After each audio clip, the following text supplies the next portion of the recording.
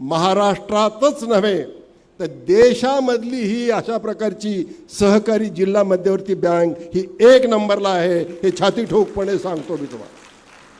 ती मागे मजबूत आहे, वटवृक्षासारखी सावली आहे. तो वटवृक्ष नाही आहे, कल्पवृक्ष आहे. त्याच्या सावलीखाली बसून शेतकऱ्याच्या नी स्वप्न बघायचं आहे.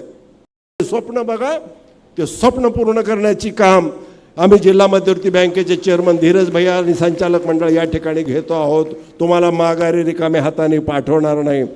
आम्ही शेतकरी माणसं आहोत, पण जो शब्द देऊ तो पाळू, आणि जो पाळता येतो तोच शब्द देऊ. धीरज भैया चेअरमन झाल्यापासून 126 कोटी रुपयाचा नफा हा जिल्हा मध्यवर्ती बँकेला झाला आहे. आणि कसा झाला तर 1750 कोटी शून्य व्याजदराने देऊन झाला. लातूर जिल्हा बँकेच्या ग्राहकांसाठी मोठी खुशखबर. बँकेत जायची झंझट मिटली. आता करता येणार UPIने तात्काळ पेमेंट.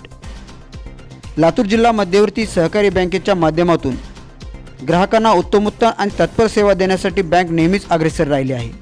आधुनिक प्रणालीचा स्वीकार करत आपली हक्काची जिल्हा बँक आता ऑनलाईन झाली आहे. मोबाईल बँकिंग, इंटरनेट बँकिंग नंतर आता UPIच्या माध्यमातून डिजिटल सेवा देण्यास बँकेने सुरुवात केली आहे. UPIच्या माध्यमातून लातूर जिल्हा मध्यवर्ती बँकेशी संबंधित ग्राहकांना तत्परतेने आपले आर्थिक व्यवहार पार पाडता येणार आहेत. UPIच्या सुविधेच्या माध्यमातून लातूर जिल्हा बँकेच्या ग्राहकांना आपल्या मोबाईलमधूनच QR कोड स्कॅन करून मोबाईल नंबरवर पे फोनवर पैसे पाठवता येणार आहेत. सोबतच बँक ट्रान्सफर, सेल्फ ट्रान्सफर देखील काही क्षणात करता येणार आहे. या सुविधेसह मोबाईल रिचार्ज आणि विविध बिलांचा भरणाही याद्वारे करता येणार आहे. लातूर जिल्हा बँकेच्या या नवीन सुविधेची माहिती व कार्यपद्धती स्वतः जिल्हा बँकेचे चेअरमन आमदार धीरज देशमुख यांनी आपल्या सोशल माध्यमावरती दिली आहे. गोरगरीब ग्रामीण भागातल्या जनतेच्या अडीअडचणी दूर झाल्या पाहिजेत, त्यांचा आर्थिक विकास झाला पाहिजे, त्यांच्या हाताला त्यांच्या काम मिळालं पाहिजे.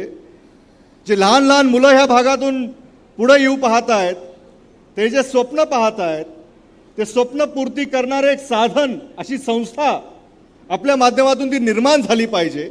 आमची सामाजिक बांधिलकी, आम्ही तुमच्यासाठी काम करतो.